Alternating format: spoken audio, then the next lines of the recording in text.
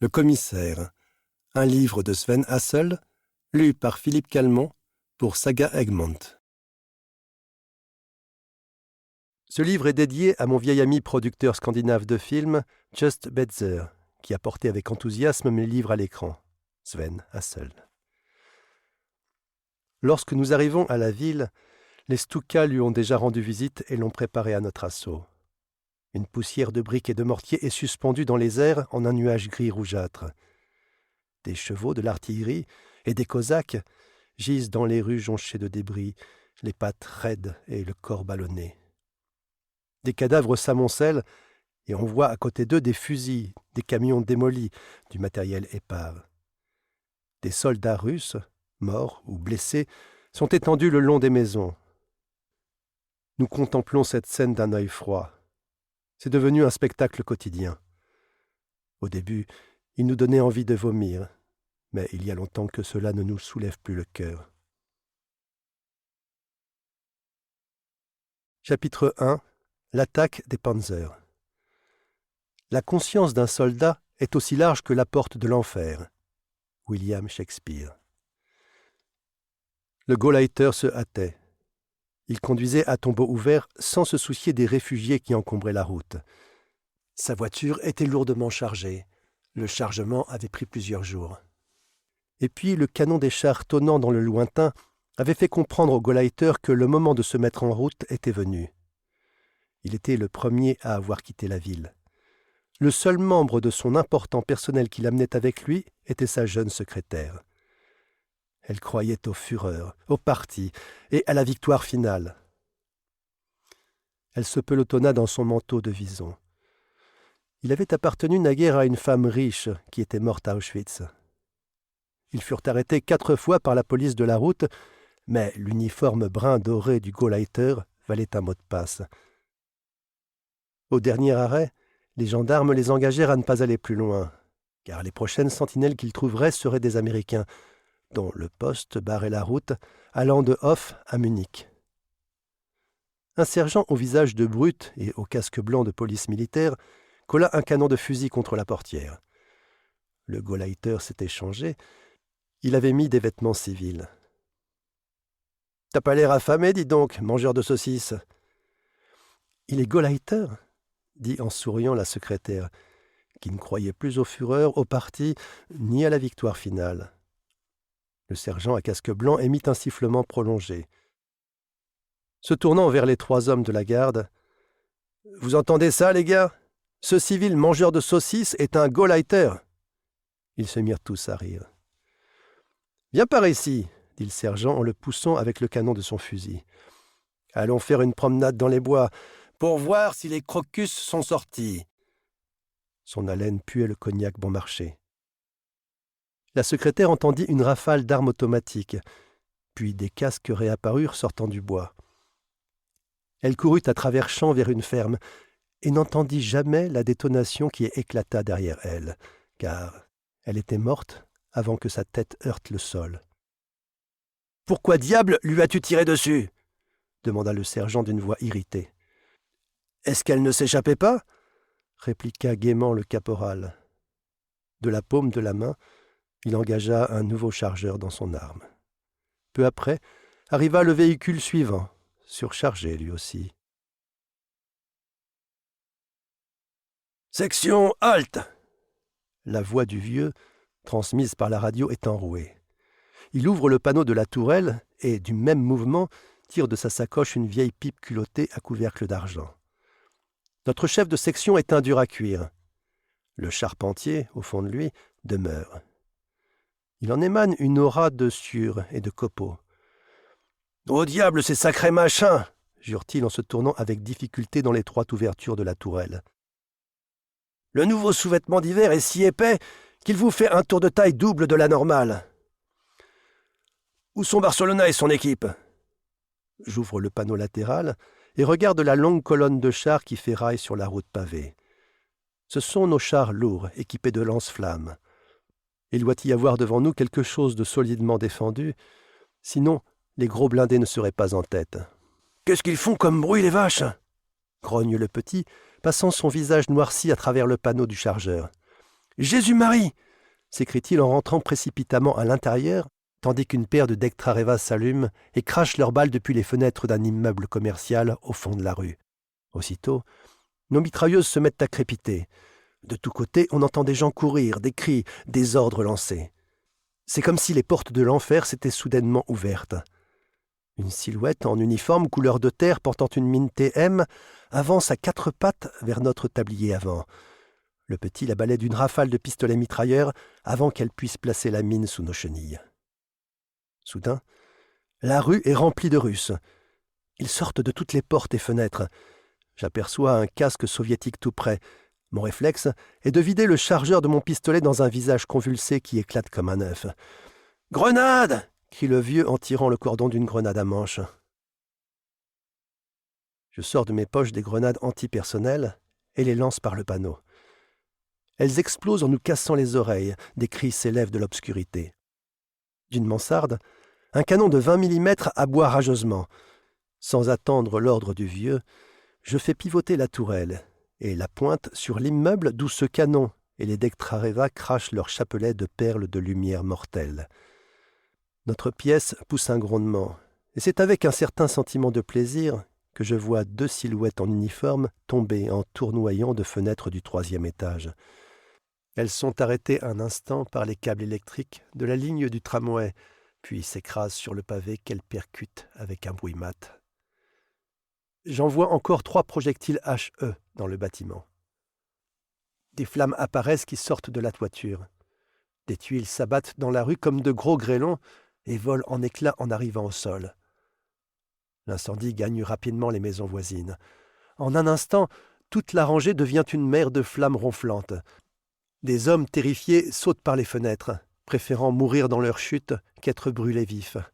« Qui a donné l'ordre de tirer ?» demande le vieux en colère, en me frappant avec une grenade à manche. « Tire quand on te le dit, pas avant, espèce d'andouille, cinglé de la gâchette !»« Si je n'avais pas tiré, c'est nous qui passions pour sûr. Le canon est fait pour s'en servir, il me semble. » « Cet immeuble que tu viens de démolir, c'était le billet de logement du bataillon. Mets ça dans ton crâne épais. Et tu l'as foutu en l'air, » crie le vieux écœuré. « Du sabotage, voilà ce que c'est. Ou alors, je ne sais plus ce qu'est le sabotage, » dit Heide.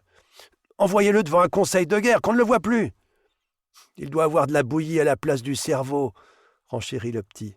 « Vos gueules !» rugit le vieux en tirant sur sa pipe. « Regardez ce pilote du ciel là-bas !» ricane Porta. « Il court comme un dératé avec sa Bible sous le bras et un crucifix qui rebondit sur son ventre. À la vitesse où il va, on pourrait croire que le diable lui pique les fesses avec sa fourche. Je ne peux pas comprendre que les aumôniers aient aussi peur de claboter que nous, les mecs ordinaires, » s'étonne le petit, « alors qu'ils ont un tas de relations dans les hautes sphères. Les saints et les justes ont aussi peur que nous autres mécréants de lâcher leur dernier paix, mon fils, » philosophe Porta. « Panzer, marche !» ordonne le vieux en remettant ses écouteurs et son laryngophone. « 2e section, suivez-moi !» Il lève son poing fermé au-dessus de sa tête. C'est le signal d'avancer. Les moteurs Maybach se mettent à couiner dans des registres suraigus. Les larges chenilles écrasent les morts et les blessés gisant sur l'avenue. Un Panther transforme en une bouillie sanglante 2 soldats russes armés de mitraillettes qui avaient trouvé refuge dans un abri enterré. « Ici Anna, lance le vieux à la radio. « Bertha et César, assurez la sécurité sur les flancs. Ne tirez que sur des objectifs reconnus. Je veux de vous tous un compte exact des munitions. Et maintenant, en route, dégrouillez-vous, bande d'empotés !» Les flammes dévorent les maisons. Les balles claquent sur les parois des chars, contre lesquels tirent des mitrailleurs, dans l'espoir insensé de faire du mal à nos monstres d'acier. Une fumée jaune et délétère y pénètre, irritant et brûlant les yeux. Un toit en feu s'écroule sur un P3, qui devient en quelques secondes une boule incandescente. Des bidons d'essence de réserve amarrés à l'arrière de la caisse font du char une bombe qui explose. L'air froid et humide de la nuit est rempli de la puanteur des gaz d'échappement et des cadavres. « Ici Inca ! Ici Inca !» Dans le grésillement des parasites du haut-parleur, La voix métallique du commandant du régiment domine le vacarme. « La 5e compagnie fera le nettoyage. Je vous préviens, pas de pillage. Ceux qui transgresseront cet ordre seront sévèrement punis. »« Toujours nous, » grommelle Porta en accélérant son moteur. « Nous sommes les pauvres hommes de peine qu'on fait marcher jusqu'à ce que même nos godasses en aient marre. Pourquoi suis-je en si bonne santé? Et pourquoi toutes ces balles communistes passent à côté de moi? Jamais, jamais je ne me tirerai de cette saloperie de guerre pour aller dans un bel hôpital, avec tout autour de moi les gentils culs d'infirmières bien propres et aseptisés, qui ne demanderaient qu'à sympathiser avec un blessé. Putain de vie, grogne le petit. Risquer sa peau à tout instant pour un foutu marque par jour. C'est cette vacherie d'armée allemande, reprend Porta. Pourquoi? Mais pourquoi suis-je né dans un pays dingue de la guerre comme l'Allemagne? Bien que je me sente mort de fatigue, mon corps épuisé a des sursauts d'énergie. On nous a bourrés de Benzedrine. Pendant les 6 derniers jours, nous n'avons jamais pu dormir plus de quelques minutes à la suite. Le pire, c'est que dès que l'on commence à somnoler, on se réveille en sursaut, avec dans la bouche le goût amer de la peur. Le petit est affalé contre la barre de sécurité. Il a les yeux grands ouverts, mais ne voit rien. À sa main qui pend mollement est attaché un P38 qui se balance. Comme nous tous, il n'ose pas dormir. Maintenant, nous arrivons près de la zone de danger. C'est le point où il faut être attentif à la mort qui s'approche, qui nous attend quelque part, peut-être sous la forme d'une explosion, peut-être d'une grêle de balles de mitrailleuse. Des obus sifflent en décrivant de grands arcs au-dessus de la ville. Ils sont expédiés par des batteries invisibles à destination d'objectifs loin derrière nous. Le petit s'éveille dans un sursaut qui envoie sa tête taper contre le blindage. Il jure longuement. De derrière son oreille gauche coule un sang noir qu'il tamponne avec un chiffon graisseux. « Sainte Mère de Kazan, quel sale rêve !» marmonne-t-il. « Je me baladais dans un bois en essayant de trouver cette satanée armée rouge. Voilà qu'arrive un commissaire du peuple qui me tire dessus. Il promène sur nous un regard vide. « Merde !» ajoute-t-il d'une voix faible. « Je sais maintenant que je n'aimerais pas être descendu. » Le char stoppe. De la boue et des morceaux de chair dégoulinent des chenilles. La peinture blanche de camouflage est devenue grise et sale. Nous étirons nos bras et nos jambes et ouvrons les volets pour laisser entrer de l'air frais. Mais nous ne respirons que des gaz empoisonnés et l'odeur de la mort. Les grenadiers avancent en se glissant le long des murs des maisons. Ce sont eux qui ont le plus sale boulot.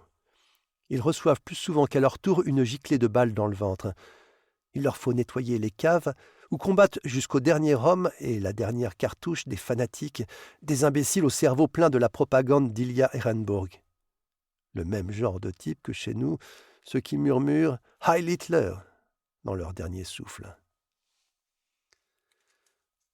De l'endroit où nous sommes embusqués, notre regard porte loin dans la steppe, comme une mer grise qui se perd à l'horizon lointain. Loin, très loin derrière nous, des villes et des villages brûlent de l'incendie allumé par les tirs d'obus de notre attaque. Où que nous regardions, des lueurs rougeoyantes percent l'obscurité et marquent avec netteté la route suivie par les blindés. À mi-chemin d'un escalier conduisant à une cave, une jeep contient 5 corps sans tête, assis tout droit comme à la parade. On dirait qu'un énorme couteau a fauché d'un seul coup les têtes des 4 officiers russes et de leurs chauffeurs. C'est une impression étrange de voir ces cadavres décapités. Ils ne portent pas l'uniforme kaki de combat, mais la tenue de sortie vert foncé, avec de larges pattes d'épaule qui brillent à la lueur de l'incendie d'une distillerie voisine. Porta crache avec précision à travers une fente de visée et dit « Regardez-moi ça. Quand on voit un pareil spectacle, on est content d'être vivant, même si la vie est monotone. » « Où crois-tu qu'ils pouvaient aller ?» demande le petit avec intérêt, « en grand uniforme et avec tout leur attirail sur le dos. » Il se penche par l'ouverture de la tourelle. « Ils ont dû se perdre en route pour finir ici où l'on fait la guerre. »« Je suppose, » répond Porta, « qu'ils allaient à une soirée retrouver des gonzesses qui servent de matelas en campagne. »« Allons leur donner un coup d'œil, » propose le petit en sautant à bas du char. S'ils allaient à une soirée avec des poules, ils doivent avoir des babioles sur eux. Ça ne m'étonnerait pas. » Porta se laisse couler du panneau de la tourelle et se penche avec avidité sur la poitrine couverte de décorations d'un lieutenant décapité. « Un héros, dit-il, en mettant les médailles dans sa poche. On trouve facilement des acheteurs pour ça à l'arrière. » Ses doigts agiles plongent dans les poches des officiers, sans égard pour le sang coagulé. « Pas de dents en or dans cette équipe, » remarque le petit. Désappointé, il farfouille dans le véhicule. « Des cigarettes parfumées pour officiers, avec des embouts en carton !» s'écrie Porta en mettant des paquets bleus dans ses poches spécialement faites pour le braconnage. « Pas de cigares ? Tu n'y penses pas, mon vieux. Les officiers de Staline ne fument pas le cigare, c'est capitaliste. »« Alors, nous avons de la chance d'être de ces sacrés capitalistes, » rétorque le petit avec un gros rire. Il a trouvé une bouteille de vodka, une des meilleures, avec l'ancien aigle tsariste sur une étiquette bleu roi. Arrivent 2 grenadiers de Panzer au visage noirci. Ils traînent une femme à moitié nue, qui pousse des cris et tente désespérément de se dégager. Mais ils la tiennent solidement. « Tu vas venir avec nous, petite chatte, que tu le veuilles ou non, » ricane l'un d'eux. « Tu vas avoir la chance de t'amuser en notre compagnie. On va faire la fête, avec soupir et tout ce qui s'ensuit. » La fille, terrifiée, ne veut d'évidence pas participer à une fête. Elle donne des coups de pied dans la jambe d'un des hommes qui lâche une bordée d'horribles jurons et la saisit à la gorge. « Écoute-moi, petit chat sauvage, » gronde-t-il l'air méchant. « Sois civilisé ou j'écrabouille ta jolie petite frimousse. Panjemajo, salope de bolchevique ? Il y a longtemps que moi et mon copain, on n'a rien eu à se mettre sous la dent. Tu viens à la fête, et tu vas en être la principale attraction. Panjemajo ? » « Non » murmure-t-elle terrorisée, et paraissant avoir abandonné toute idée de résistance. « Fini la rigolade !» gronde le vieux en braquant le canon de son pistolet mitrailleur sur les 2 hommes. « Laissez-la filer, et tout de suite, à moins que vous préfériez qu'on tienne rapidement un petit conseil de guerre. » « Qu'est-ce qu'il faut entendre ?»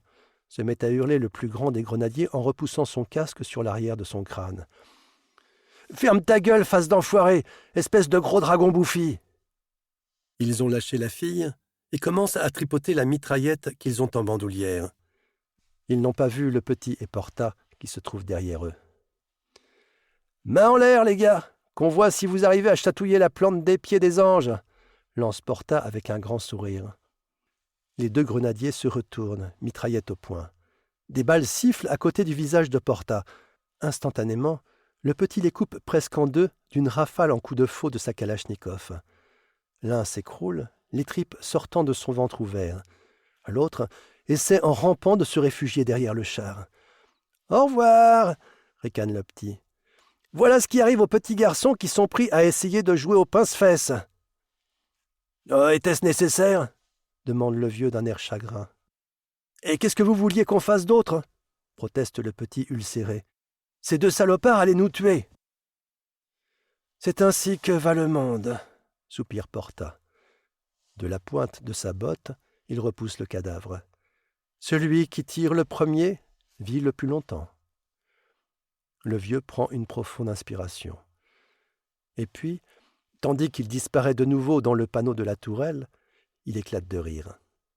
Il sait fort bien que cette guerre nous dévore tous, et que cela ne sert absolument à rien de protester contre la cruauté de la mort. « Où est passée la gonzesse ?» demande Porta. « La voilà, là-bas, qui court comme une folle, » répond le petit en la montrant au loin. « On dirait qu'elle en a assez des Allemands. » D'une des maisons, une mitrailleuse tire, dont les balles projettent de la terre sur la Jeep. De nouveau, la peur nous étreint la gorge. « Allez, en route !» dit le vieux. « Est-ce que je peux emprunter l'uniforme de ce grand type ?» demande le petit. « Qu'est-ce que tu vas en foutre ?» s'étonne le vieux. « L'uniforme qu'Adolphe t'a prêté ne te suffit pas ?»« Il faut être prévoyant, » répond le petit l'air finaud. « Quand Gros-Phase aura perdu sa guerre et qu'on sera enrôlé comme sous-off chez les autres, ce sera une bonne chose d'avoir un uniforme à soi. »« Tu crois au miracle, mon vieux, » dit Porta. « Est-ce qu'il faut comprendre, demande Julius Hayde, Que tu tournes le dos au Führer et au Reich, et que tu ne crois plus au fond de toi à la victoire finale? Je me demande ce qu'en dira la NSFO quand il aura lu mon rapport. Quel emmerdeur, ce Julius, dit le petit en éclatant de rire. Il est vraiment bête, et jamais il ne changera. Il est comme il est, rétorqua Porta. Un vrai homme des temps nouveaux, qui chie et qui mange au commandement, et qui jouit et n'est jamais plus heureux que lorsqu'il se trouve en compagnie de crétins patriotiques et de généraux tondus ras et qui ont un monocle à l'œil. Heil Hitler! Je mets tout ça par écrit, tu peux en être sûr. Obergefreiter Porta, grogne Heide offensé. Tu devras en répéter chaque mot devant le conseil de guerre. Le jour où tu seras pendu sera le plus beau jour de ma vie. Tu ferais bien de te grouiller, mon gars, que les Untermensch se révoltent. Ou bien ce sera moi, l'Obergefreiter, par la grâce de Dieu, Joseph Porta, qui tirerai sur l'autre bout de la corde, répond Porta en extrayant le chargeur de sa mitraillette. En route, feignant, voici l'offre qui arrive, lance sévèrement le vieux. Tirez vos pattes de ces macabées russes, ou bien c'est le conseil de guerre. Vous savez ce que ça veut dire. Au revoir, les dormeurs, dit le petit. Porta n'a que le temps de subtiliser les papiers d'identité des Russes. Ça aussi, ça peut se vendre. Quand cette guerre sera finie, il y aura de la demande de documents personnels. Chacun sera sur les rangs pour prendre un nouveau départ dans la vie. Quelques heures plus tard, la section fait halte sur une grande place. Tous sont fatigués et espèrent que cette halte leur permettra de se reposer. Soudain, la place fourmille de soldats russes qui ont tous quelque chose en commun. Ils ont les mains levées au-dessus de la tête et crient « Tovarich !» le mot de passe pour demander la permission de rester vivant. C'est étonnant comme la vie nous semble commencer à avoir vraiment de la valeur lorsque nous avons abandonné tout espoir et toute ambition. Le vieux descend pesamment dans sa tourelle sur les pavés boueux. Des hordes de fantassins russes, au visage morne, passent tout contre lui et le poussent. Il a du mal à ne pas être entraîné par le flot. « Vous pensiez qu'il courait au cinéma, n'est-ce pas ?» lui lance Porta. « Faites attention à ne pas être mis en prison avec eux. Nous ne voudrions pas vous perdre comme ça. » L'énorme carcasse du petit bloque le panneau latéral du char. Bouche bée, il contemple le fleuve d'hommes vêtus de kaki s'écoulant le long de notre blindé et qui remplit toute la rue d'un bord à l'autre. Sur leur chemin se trouve l'épave calcinée d'une voiture de tramway. Le flot ne la contourne pas, mais passe par-dessus. « Sainte Mère russe de Kazan !» s'écrie le petit stupéfait. « C'est toute cette satanée armée rouge, on dirait. Je n'ai jamais vu autant de Russes à la fois dans toute mon existence d'Allemand. »«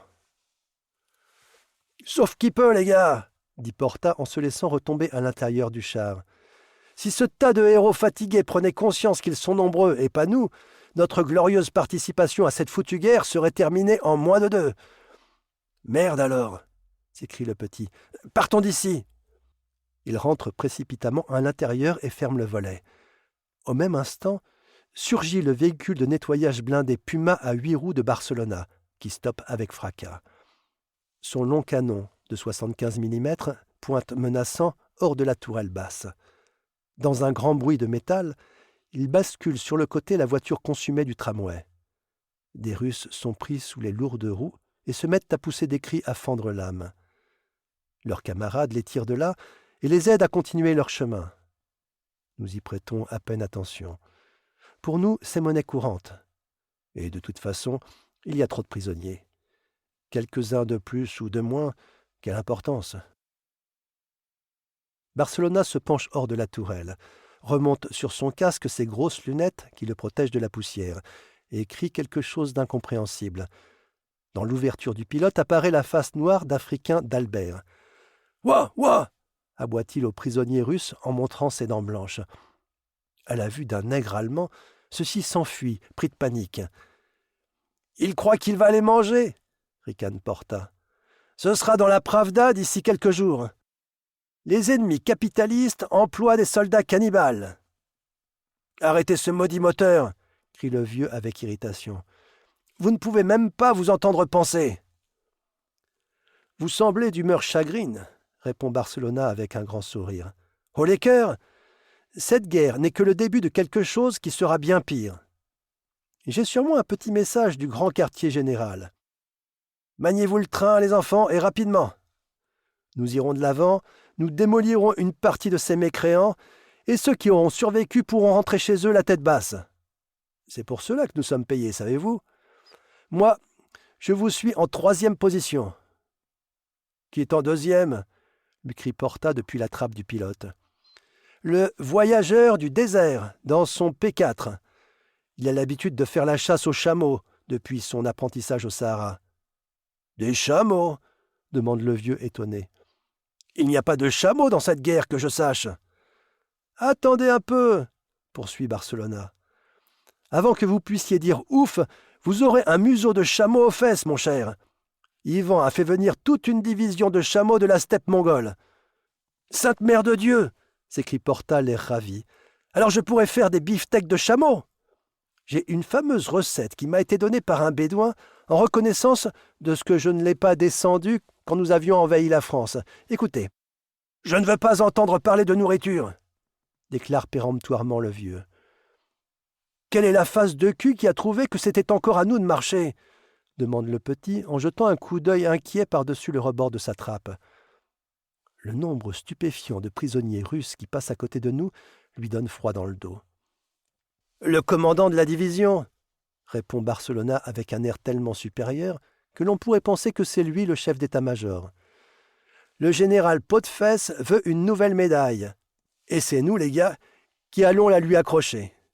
À propos, on m'a dit que Grégor avait été mis au trou pour avoir amoché Pot-de-Fesse Cubel. Le général a atterri dans un arbre avec ses bottes, sa casquette et le reste. Grégor a été saqué, et bientôt, il va revenir avec nous. On peut entendre le P4 du légionnaire essayer de démarrer derrière le terminus du tramway. Le moteur cale à plusieurs reprises, le démarreur couine et requine. Et puis, le tonnerre du Maybach emplit l'étroite rue latérale. Notre moteur part au quart de tour. Une odeur d'essence et d'huile chaude se répand dans l'air chargé d'humidité. Les monstres d'acier avancent dans un bruit de ferraille, en faisant trembler le sol sous leurs chenilles. Du haut de son tourello, Barcelona nous fait un signe amical de la main et rentre à l'intérieur en rabattant le panneau sur lui. Le lourd véhicule blindé se balance sur ses 8 roues, avec la grâce d'un patineur décrivant un 8, et disparaît au bout de l'avenue. Nous roulons sans nous arrêter. Derrière nous, le légionnaire suit dans son P4. Nos chenilles font voler les pavés et la terre, marquant de grandes blessures la surface de la route au mauvais revêtement. « Bon Dieu !» s'écrie le petit en tapant du poing sur un obus. « Quelle facture nous recevrons si jamais nous avons à payer tous les dégâts que nous causons dans ce pays? Je crois qu'il sera plus sage de ne pas se faire voir quelque temps, quand nous aurons perdu la victoire finale. »« Ce que tu peux raconter comme connerie !» lance Haide d'une voix sifflante, en tapant avec hargne sur le récepteur qui est de nouveau en panne. « Écoutez-moi ça !» raille Porta. « Le soldat du Führer devient ma boule.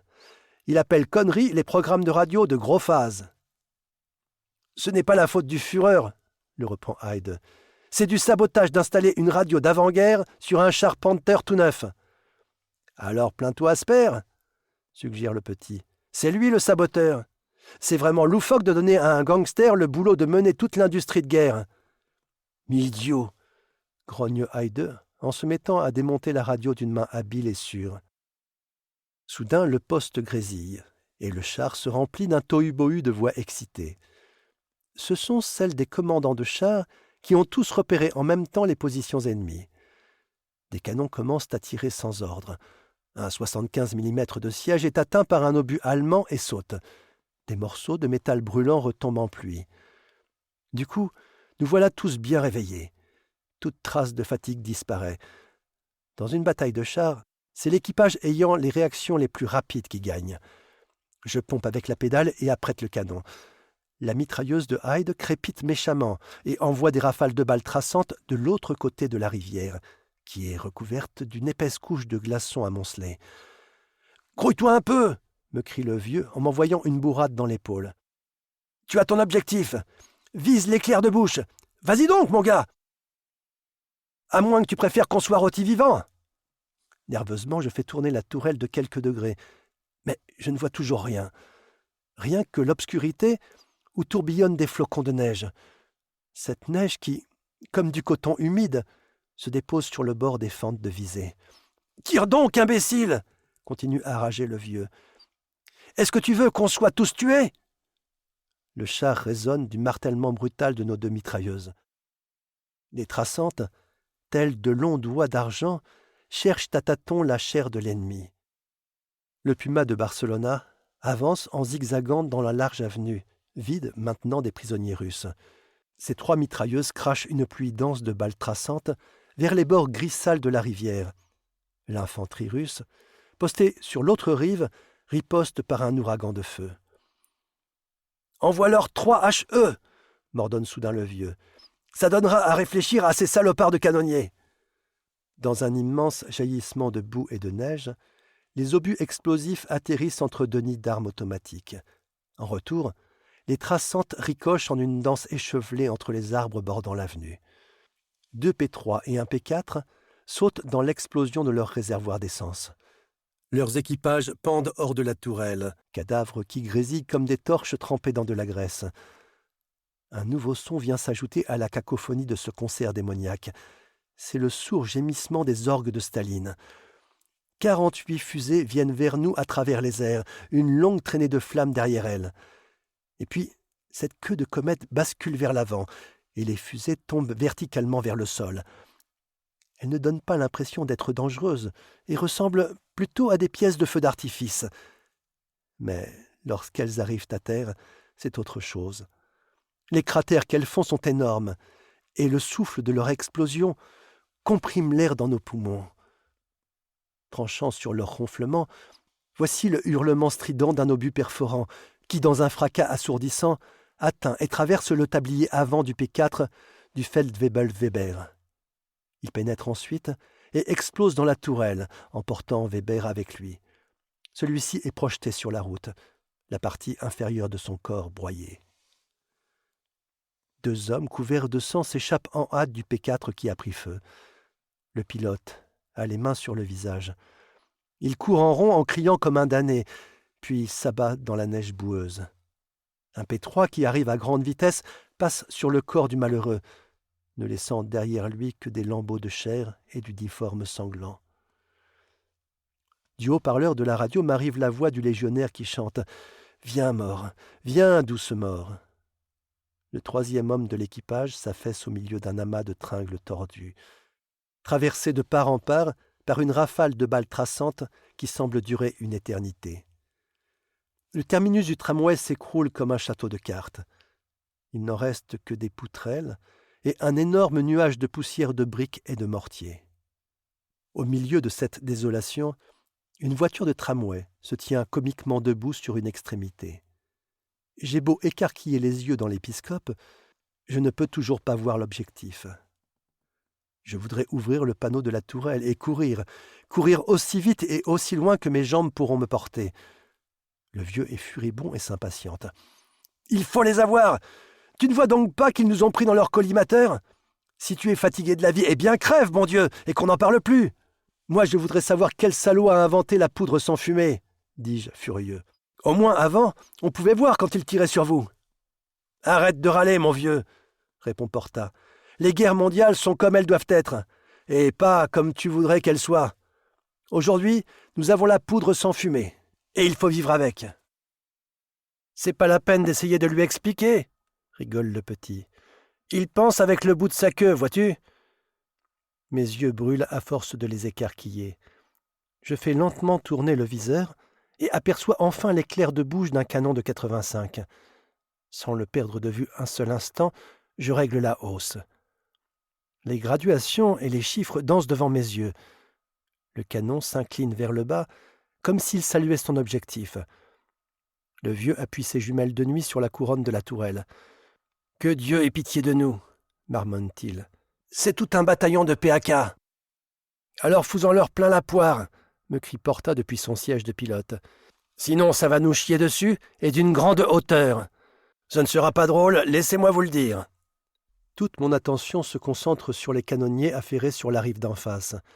4 éclairs de départ illuminent les petits arbres d'une lueur fantomatique bleue et rouge sombre. Pendant une seconde, je distingue nettement les servants des canons. Des obus explosent dans l'avenue, arrachant des pavés et les envoyant voler de tous côtés, comme des projectiles lancés au hasard. C'est un tonnerre et un fracas d'explosions. Les rares fenêtres qui restent volent en éclats. Une forme humaine tournoie en l'air. On dirait une femme. C'est un petit intermède dans le spectacle infernal. « Quelle balade elle a faite !» admire Porta. « La voilà qualifiée pour les forces aéroportées !» Je l'écoute à peine, absorbé que je suis par mon objectif. La volée du canon, avec son nouveau parfumé, tourne lentement et sans bruit. Je fais une mise au point précise des viseurs, dans lequel je vois maintenant avec netteté le commandant de la batterie russe. Il ressemble à un acteur sur une scène, mais éclairé par des lueurs bleutées au lieu de projecteurs. Je murmure inconsciemment. Le destin. Presque joyeux à la vue de cet officier grand et mince dans sa capote qui lui descend aux chevilles. Il corrige le tir de sa batterie, ignorant totalement que notre nouvel appareil de visée permet de voir dans l'obscurité comme en plein jour. Je répète, le destin, rempli d'une exultation sauvage, à la pensée que je suis le seul à décider combien de temps encore le grand officier russe va rester en vie. « Qu'est-ce que tu dis ?» me demande le vieux d'un ton inquisiteur, se penchant du haut du tourello. « Il est en train de rêver à son bâton de maréchal !» raille le petit avec un gros rire. « Tu roupilles, hein ?» me jette le vieux en colère, en me frappant durement l'épaule avec ses jumelles. « Qu'attends-tu donc? Pourquoi ne tires-tu pas? Tire, je t'ai dit! Tire, nom d'un chien! Fous-les en l'air !» J'empoigne la mise de feu avec plus de force qu'il n'est nécessaire. Le coup part dans un fracas assourdissant. De la volée sort une flamme d'1 mètre de long. L'arrière de notre lourd véhicule s'enfonce sur les chenilles, comme pour faire la révérence au projectile qui s'en va. « Chargé, sécurité enlevée !» annonce le petit d'une voix de basse, tandis que la culasse se ferme avec un claquement métallique. La douille brûlante roule sur la tôle de plancher. D'un coup de pied, le petit l'expédie en direction de Hyde, qui la reçoit dans le dos. Furieux, Julius saute sur ses pieds et se précipite sur le petit en brandissant une grenade à manche. « Je te casserai la tête un jour, espèce de rat d'égout puant !» crie-t-il blanc de rage en frappant le petit avec sa grenade. « Arrêtez, fermez-la !» ordonne le vieux. « Quand tout sera fini, vous pourrez vous entretuer, je m'en fiche. Jusque-là, restez des soldats. » Pourquoi? Mais pourquoi me suis-je laissé coller la 2e section? Maudit soit ce jour! Mais non, vous nous adorez, raille le petit. Si nous allions vous prendre au sérieux et vous abandonner, vous seriez là comme un hareng fumé pendu dans la cheminée. Vous tomberiez en larmes et vous ne reverriez plus jamais le pays. J'appuie mes yeux au viseur pour suivre la trajectoire de l'obus. Un rideau de neige et de flammes s'élève près des buissons d'arbres. Des formes vêtues de kaki volent dans les airs. Un affût de canon est projeté de côté en emportant toute une rangée d'arbustes. Le vieux lance par radio des ordres aux autres véhicules de la section. Un flot de panthères et de P4 déferle dans la large avenue et les rues voisines, leur échappement crachant des étincelles. Les chenilles raclent et ferraillent sur le pavé gris-bleu. Les sections 3 et 5 font halte de chaque côté de la rue. Elles sont si près des grands immeubles qui l'abordent que les chars en arrachent le mortier avec un bruit de déchirement qui brise les nerfs. À un 2e étage, une fenêtre s'ouvre. Une vieille femme, coiffée d'un bonnet de nuit à l'ancienne mode, pousse des cris de rage en nous menaçant de son poing tendu. « Svinja !» crie-t-elle. Et elle lance un objet sur le char en dessous, qui explose avec une flamme aveuglante. « La salope lance des grenades !» s'écrie Porta en hochant la tête d'étonnement que quelqu'un puisse être aussi fou. « Il faut arrêter ça tout de suite !» gronde Hyde. Il soulève le panneau du radio et épaule sa mitraillette.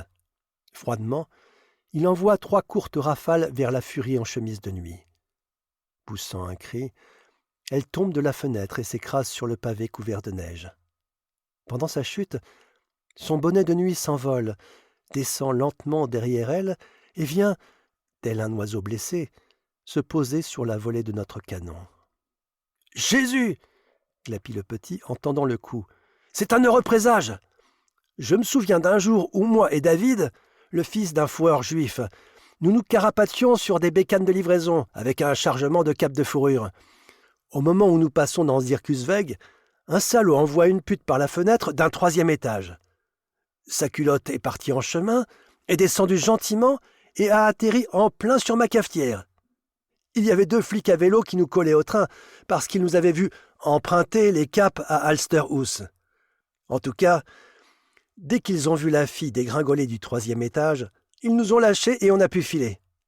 Alors, ce chouette bonnet de nuit va nous porter chance. » Le Puma de Barcelona ouvre le feu, suivi de toute la 2e section qui envoie un ouragan d'obus explosifs sur les positions des antichars russes.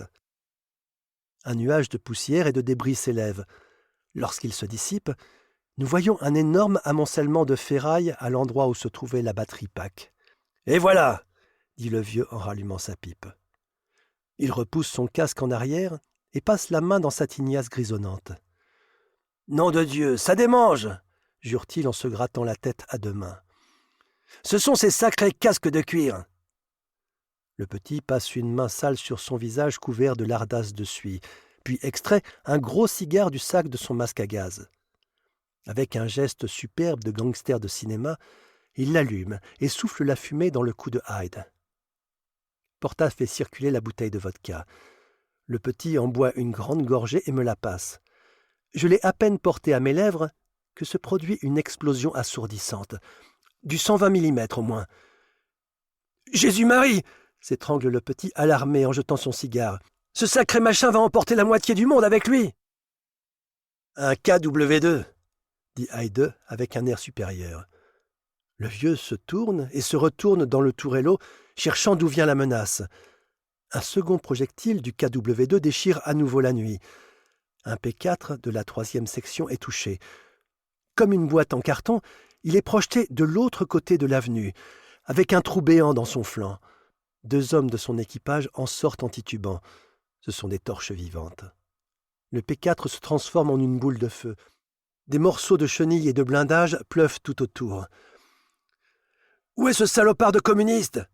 crie Barcelona, dont la voix nous parvient par le récepteur. Le Puma s'abrite derrière les ruines d'une ancienne conserverie. Le reste de la section s'égaille dans toutes les directions. Le KW2 se déplace lentement, mais ses obus transforment en ferraille tout ce qu'ils atteignent. Porta est le premier à réagir.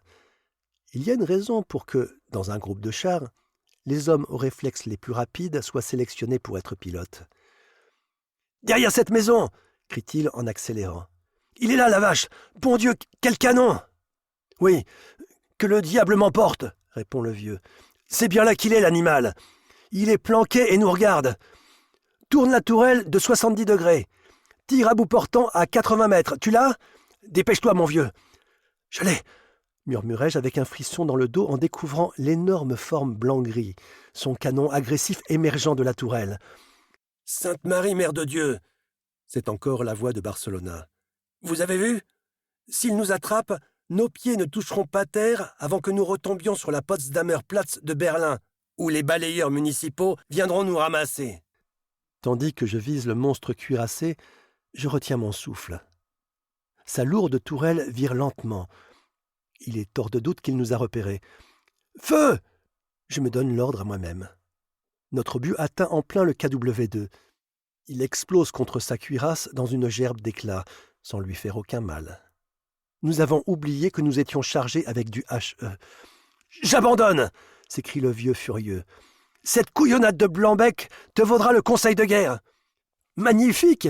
hoquette Porta secoué d'un énorme rire. « Tu le lui mets en plein dans les fesses, et comme tu es chargé avec du HE, ça lui a même pas chatouillé les hémorroïdes. Maintenant, essaie de l'atteindre avec un marqueur pour lui barbouiller le cul de peinture. »« Bon Dieu de bon Dieu, et qu'est-ce qui se passe ?» demande le petit en mâchonnant nerveusement le bout de son cigare éteint. « Je l'avais eu, je l'avais foutrement bien eu !»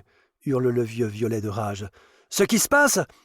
Tu as chargé avec du HE, espèce de criminel bon à rien, idiot analphabète, singe antisocial. Il lance un HE sur le plus gros char du monde.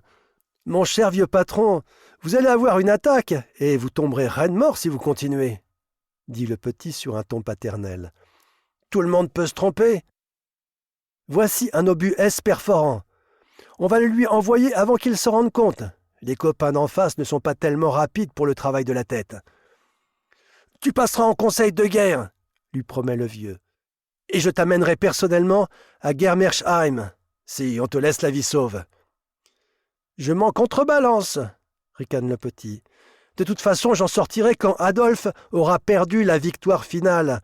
Et on me nommera sans doute Bürgermeister dans une jolie petite ville. »« Si ça devait arriver, » dit Porta, « j'aimerais vivre dans la ville où tu seras Bürgermeister. Ce sera fantastique. Et ça restera sûrement dans l'histoire comme la meilleure plaisanterie jamais faite en Allemagne. Envoyez-le à Germersheim, patron, que nous puissions voir un Bürgermeister comme personne n'en a jamais vu avant. » Barcelona et moi, nous tirons en même temps. Nos obus S frappent ensemble l'énorme véhicule dont la tourelle est à moitié éjectée. Le commandant apparaît dans l'écoutille au moment où un éclair jaillit du P4 du légionnaire. Le Russe est découpé comme par une scie circulaire. « Panzer, en avant !» ordonne le vieux en frappant du pied avec impatience. Notre char vire sur place et s'engage derrière le Panther avec un fracas de tonnerre. Nous laissons derrière nous un enfer de flammes. Nous écrasons des meubles que le souffle a projetés hors des maisons. Un cadavre gisant en travers des rails du tramway, une main étreignant Nischmeisser, est réduit en chair à pâté sous nos chenilles. 2 dindons échappés d'un poulailler courent devant nous. « Jésus et tous les prophètes !» s'écrie Porta. « Voilà notre dîner de Noël. Arrêtez un instant la guerre mondiale. Ces 2 dindons Tovarich sont bien plus importants. » Avant qu'on ait pu l'en empêcher, il a arrêté le char et ouvert le panneau du pilote. « Allez, le petit, laisse tomber tes obus. Il y a de la dinde rôtie en perspective. »« Quoi ? Dans quel fourneau ?» demande le petit en ouvrant le volet latéral sans se soucier des balles qui volent de tous côtés au dehors. « Sacré bon Dieu !» s'écrie-t-il tout heureux en sautant à bas du char. Avant que le vieux ait eu le temps de réagir, il court derrière les volatiles terrifiés, ses énormes bottes faisant gicler la boue. « Ça, c'est le bouquet !» hurle le vieux fou de rage. « Abandon de poste en pleine bataille ? Cette fois, c'est le pire qu'ils aient jamais fait. »« Je suis prêt à en témoigner avec vous, » propose Hyde, le visage illuminé. « Désertion en face de l'ennemi, voilà le motif. »« Ferme ton clapet, toi !» lui commande le vieux. Il passe la tête avec précaution au-dessus de la couronne du tourello pour essayer de voir les chasseurs de dindons. « C'est votre devoir de les dénoncer, pour qu'ils passent tous 2 en conseil de guerre, » poursuit Hyde, dont la mentalité de sous-officier brutal se dévoile. « Je t'ai dit de la fermer !» écume le vieux en sortant son P38 de l'étui. « Sinon, je te fais sauter la cervelle pour refus d'obéissance. »« Vous n'êtes pas malades, vous autres ?» grince la voix de Barcelona dans le récepteur. « Corones ! Ils les ont attrapés. Finissons vite cette promenade, qu'on puisse se lécher les babines autour d'une dinde rôtie. 2 prisonniers capturés !» crie Porta tout joyeux, en s'introduisant dans le panneau du pilote, un dindon à chaque main. Aussitôt, c'est la panique à bord. Les ailes des dindons affolés cinglent nos visages comme des lanières de fouet. Le petit a reçu un coup de bec et sa joue saigne abondamment. « Au secours !» hurle-t-il. « Le salaud essaie de me bouffer ! Tuez-le !» Le dindon va se poser sur l'épaule de Hyde et se met à lui becqueter le crâne. « Des fanatiques ! Voilà ce que sont ces animaux !» dit Porta outré. Il frappe violemment un des volatiles qui semble pris de folie furieuse. « Je ne peux pas en supporter plus, » gémit le vieux. « Dieu tout-puissant, aidez-moi à m'en aller loin, loin, bien loin de la 2e section. Que vous ai-je fait pour mériter un pareil châtiment ?» Dans le poste récepteur, on entend des clameurs. C'est le commandant du groupe, l'Oberleutnant Lowe, qui pousse un coup de gueule. « Pourquoi, au nom du ciel, avez-vous stoppé, Beyer ? Avancez, mon vieux nom d'un chien, ou bien vous êtes bon. C'est toujours votre sacrée section qui ne suit pas le mouvement. Dégagez la route vers le pont et nettoyez les nids d'armes anti-chars. Faites attention, la zone est minée. Mais allez de l'avant, messieurs !»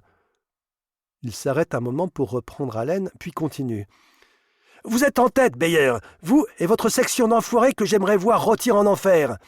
Votre boulot, c'est d'avancer et de continuer à avancer. Si vous stoppez, tous les autres stoppent. Le commandant de la division veut que cette affaire soit terminée rapidement. Je répète, rapidement. Vacherie de corrida, marmonne le vieux en colère. Il jette un coup d'œil précautionneux par-dessus le tourello. Le pont, et vite, lance-t-il d'une voix sifflante. 2 de plus au tableau, annonce fièrement le petit en soulevant les 2 dindons morts pour les montrer. Deuxième section, suivez-moi, ordonne le vieux par radio. Il est tellement furieux que nous pouvons entendre ses dents grincer. Pourquoi râlez-vous ? Demande le petit en tournant la tête et levant les yeux vers lui. Vous allez avoir de la dinde rôtie avec toute la garniture, comme si c'était vraiment Noël. Profitez de la guerre, la paix sera dure. Pour nous autres, les soldats de Milan, il n'y aura pas de réception dans les synagogues. Porta fait halte, juste avant le pont, et se cale avec résignation dans son siège. Arrêt momentané de la promenade, annonce-t-il avec un rire bref. Les voisins d'en face ont mis la moitié d'une forêt en travers de la route. Appelez les sapeurs, ils sont là pour ça. Ils se fichent de nous comme d'une guigne, grogne le vieux. 2 hommes pour enrouler un câble autour de ces troncs d'arbres. Que nous puissions les tirer. Julius et Sven, dehors. Et faites vite, s'il vous plaît. En un éclair, le super soldat Hyde est descendu du char. Moi, j'hésite avant d'ouvrir le volet et de quitter la protection des parois d'acier. Ici, du moins, on est à l'abri des balles et des grenades à main. « Et si les voisins nous attaquent ?» demandai-je lorsque je suis dehors. « C'est tout simple, » raille Porta. « Nous embrayons en marche arrière. Le Reich de Milan ne nous a pas confié ce char de grande valeur pour que nous laissions un sale con d'en face le flanquer en l'air. Quant à vous deux, vous devez être heureux et fiers. Vous mourrez en héros et Grofaz enverra une carte postale à vos familles. Heil, Sig !» Sur quoi il referme avec fracas le panneau du pilote. Le vieux en fait autant avec l'opercule du tourello. « Sale froussard !» siffle Hyde entre ses dents. Je me murmure à moi-même. La glorieuse mort des héros vient à nous dans la neige sale. « Qu'est-ce que tu marmonnes ?» me dit Julius avec hargne. Nous nous abritons derrière les gros troncs d'arbres et travaillons fébrilement à placer les câbles. Je ne me soucie pas de répondre à Hyde, qui de toute façon ne comprendrait pas avec sa mentalité de Herrenvolk. Au-dessus de nos têtes sifflent les balles traçantes de notre mitrailleuse de tourelle. On dirait une procession de lucioles en route vers les positions anti-chars des Russes. Sous une grêle de fragments d'acier, nous arrivons enfin à amarrer le filin autour du premier des troncs. Nous le halons vers le char et le fixons au croc de remorque. Nous avons des coupures aux doigts. Je lâche le câble 1 seconde pour souffler sur mes mains blessées. Hyde explose en un hurlement de colère. « Espèce de cochon de tir au flanc! Tu me laisses faire tout le travail !» Il tire son pistolet de l'étui et le brandit vers moi, comme au cinéma. « Debout, soldat à la manque, ou je t'envoie une balle dans la tête !» En cet instant, je le hais tellement, ce salaud prétentieux, que cela me fait mal. Comme il semble suffisant, là, debout, grand, mince, avec ses yeux bleus froids comme de la glace. Personne, pas même le tout nouveau recruté fou de l'uniforme, n'est habillé de façon aussi réglementairement correcte que Julius. Plein de rage, je me redresse avec des idées de meurtre tournant dans mon crâne. Je sais que, si je ne m'exécute pas rapidement, il est assez cinglé pour me tirer dessus. Et le pire de tout, c'est qu'il s'en sortirait avec des félicitations. Le moteur Maybach ronfle à pleine puissance. Le filin se tend comme une corde de violon entraînant les troncs d'arbres. Nous sautons de côté pour ne pas être écrasés.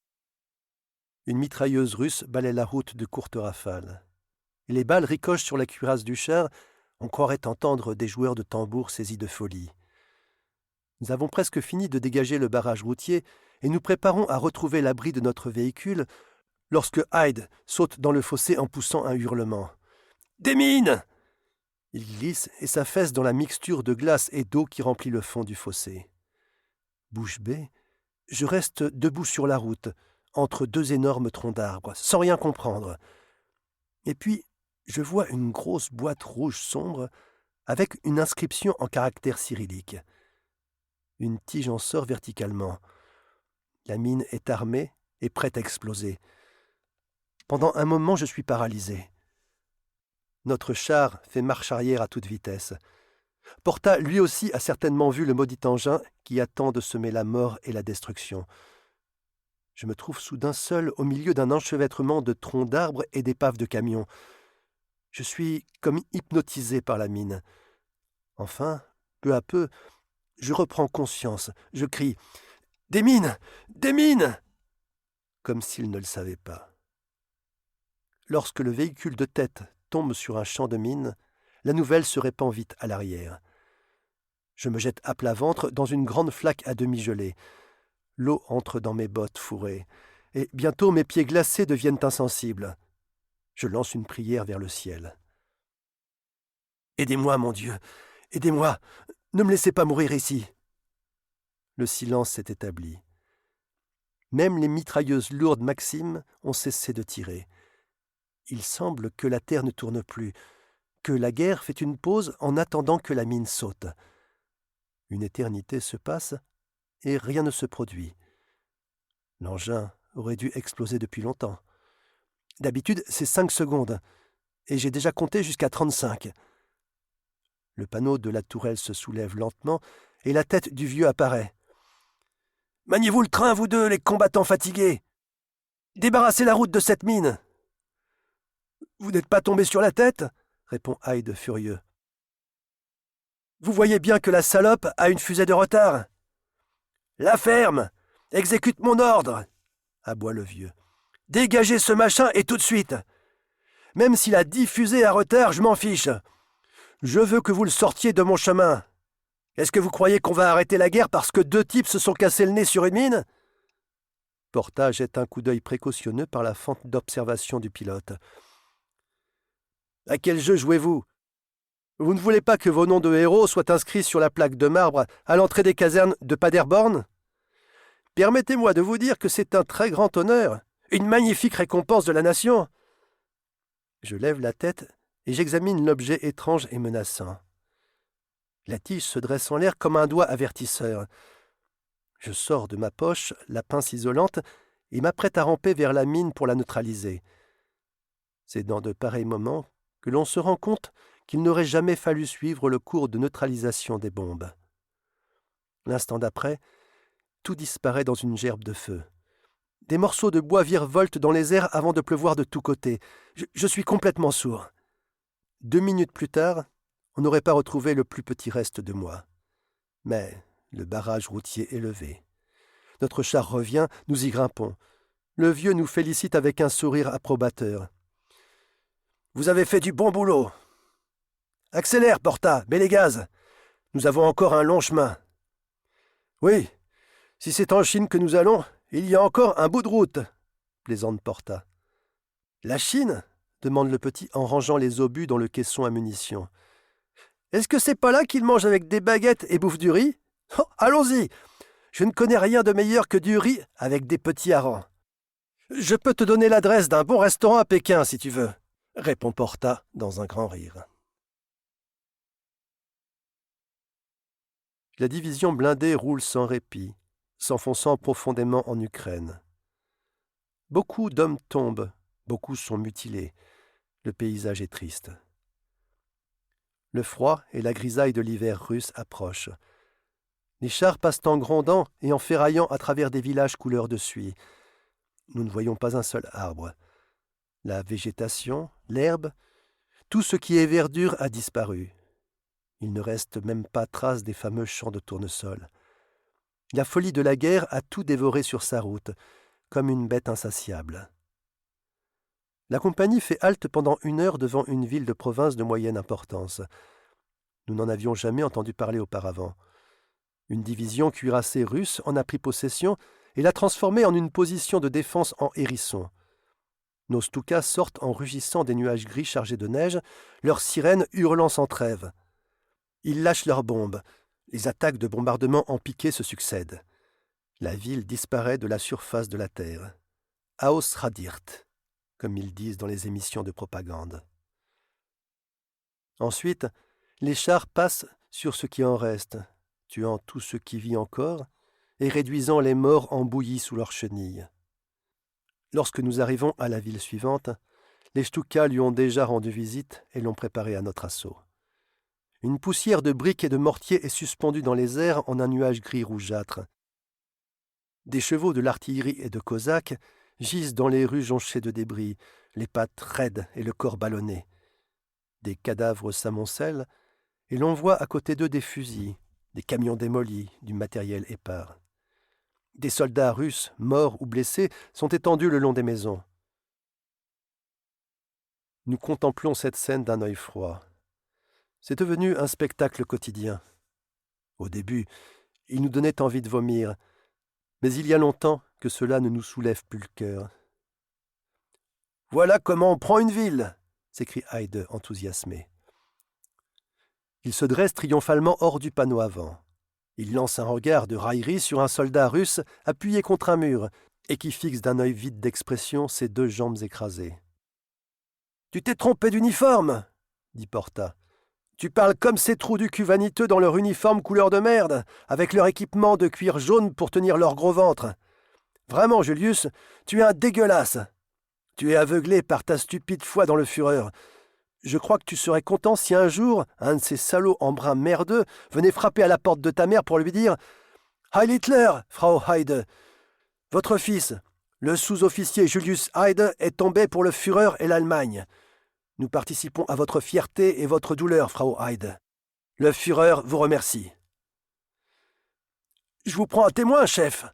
explose Hyde fou de rage. « Il m'insulte. Je ne le supporterai pas. »« Rassieds-toi donc, » répond le vieux sans se troubler. « Moi aussi, il y a des tas de choses que je ne supporte pas. Allez, en avant les panzers. Et fermez vos clapets, vos paroles me fatiguent.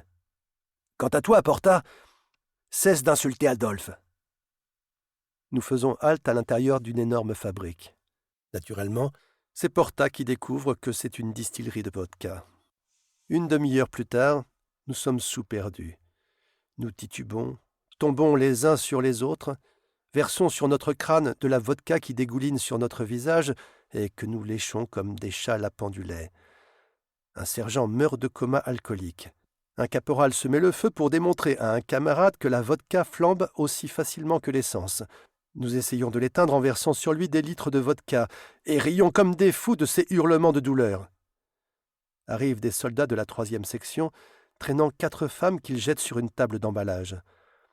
Un feldwebel d'infanterie les menace du conseil de guerre. Même en pleine folie guerrière, il faut de l'ordre et de la discipline. Et le viol est puni de pendaison. Personne ne l'écoute. Les militaires ivres le repoussent en menaçant de lui couper la gorge. « Préparez l'épine !» lance un caporal-chef, dont la tête est entourée d'un bandage souillé de sang. Il se jette voracement sur une des femmes à demi nues qui pourrait être son arrière-grand-mère et qui pousse des cris perçants. « Au cul !» vocifère-t-il et en même temps s'effondre, ivre-mort, entre les jambes de la victime. Les autres le balancent de côté et se battent pour prendre sa place. Le matin, nous avons une sacrée gueule de bois. Bientôt arrive la police militaire. En 5 minutes, le jugement est rendu et 8 soldats se balancent chacun au bout de sa corde. Après quoi, tout le bataillon défile au pas cadencé pour voir le spectacle. Et lorsque nous partons en direction de Nikolaïev, dans le fracas des chenilles qui projettent de la boue de tous côtés, les pendus sont toujours là, à tournoyer en l'air. « C'est la guerre. Viens, mort, douce mort !» fredonne le légionnaire dans la tourelle de son véhicule. « Une baisse qui coûte cher, » soupire Porta. « Il vaut mieux payer ça en argent comptant, quand elles ne le font pas pour l'amour. » La pluie gicle sur la cuirasse des chars. C'est une journée triste et glaciale. L'air pue la mort, les vêtements humides et le cuir. Les nuages, de couleur gris sale, courent vers l'ouest comme s'ils fuyaient la mélancolie du jour russe. En fait, ce n'est pas vraiment le jour, plutôt une sorte de crépuscule. Le petit colonel général se tient debout sur une butte artificielle élevée en hâte. Il regarde défiler sa 4e armée blindée. Comme d'habitude, il est coiffé de son vieux bonnet de police bien enfoncé sur le front, au-dessous duquel se projette en avant son nez, comme un bec d'aigle émergeant du visage étroit. Ses bottes paraissent étonnamment longues pour ses petites jambes. Il est là, raide comme un piquet, sa sacoche à cartes sous le bras. D'énormes jumelles pendent à son cou. À voir cet avorton avec ses bottes de cheval montant trop haut de façon comique, on a de la peine à imaginer que c'est le plus grand général de chars qui ait jamais existé. En passant devant lui, le vieux fait un tête à droite réglementaire. « Si seulement les voisins d'en face lui envoyaient un 150 mm dans la gueule !» dit Porta avec un petit rire. « Et qu'il aille là-haut faire une grosse bise sur les fesses des anges !»« On nous en donnerait un autre de la même espèce, » dit le vieux, « et très probablement pire que ce bas du cul. »« Il est juste au-dessus de chiottes démolies, » plaisante Grégor Martin, tireur du Puma de Barcelona qui est revenu à côté de nous. « Je voudrais qu'il passe à travers le toit et tombe dedans, » grogne le petit, « et que lui et son bonnet de fantaisie soient noyés dans la mer de Russe. » La vue du commandant de l'armée a rendu Barcelona nerveux. Il fait en même temps tête à droite et le salue militaire. « Qui est cet idiot ?» demande le colonel général Hoth à son chef d'état-major. Comme d'habitude, au garde-à-vous à ses côtés. « Je vais m'en informer, mon général. »« Vous ne connaissez pas vos hommes ? Mon chef d'état-major doit connaître tous les hommes de mon armée. » Vieille ganache, pense le chef d'état-major. Ils sont 80 000 dans la 4e armée de Panzer. Mais comme il a appris la musique, il lance le premier nom qui lui vient à l'esprit. Adjudant-chef Stallman, mon général. Au rapport, il doit être puni pour son salut non réglementaire. Je n'ai jamais rien vu de pareil. Saluer, comme si l'imbécile était à l'exercice.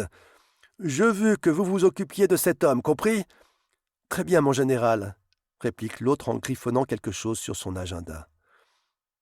Au moment où le Puma vire en arrivant au raccordement avec la route, le général aperçoit la figure noire d'Albert, émergeant du panneau du pilote.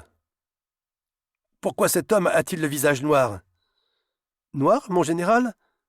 demande le chef d'état-major étonné. Il chausse ses lunettes pour mieux voir Albert. « Oh, on dirait un nègre, mon général !» Tout l'état-major braque ses jumelles. Pendant un instant, l'intérêt des huiles est concentré sur Albert. « Un nègre ?» grogne le général. « Quelle stupidité ! Il y a 20 ans que l'Allemagne n'a plus de colonies. 24 ans, rectifie le chef d'état-major. Et les dernières troupes coloniales ont été dissoutes voilà des années. Punir cet homme pour s'être noirci le visage sans en avoir reçu l'ordre, aboie le général. Je ne veux pas que mon armée soit transformée en une bande de clowns. Au cours de la journée, nous poursuivons notre marche en traversant des villages qui s'étirent en bordure des routes. Des fenêtres pendent des draps blancs en signe de reddition. Les habitants font la haie. Ils ne sourient pas et leurs visages sont marqués par la crainte de l'avenir. Nous faisons halte à la fin de l'après-midi. Les pleins d'essence sont faits, des munitions livrées et des tablettes de benzédrine remises à chaque homme. Nous n'avons toujours pas de temps à perdre à dormir. Porta et le petit sont déjà dans les maisons à fouiller les armoires et les tiroirs. Ils ne savent pas bien ce qu'ils cherchent, mais flairent comme des chiens en chasse. « Ils boivent dans de drôles de machins dans ce pays, » dit le petit en soulevant un boc à lavement et en l'examinant avec étonnement. « Il faudrait pas le vider trop souvent. » Nous espérons que vous avez apprécié cet aperçu. Pour continuer à écouter ce livre audio sur Google Play Livres, utilisez le lien dans la description de la vidéo.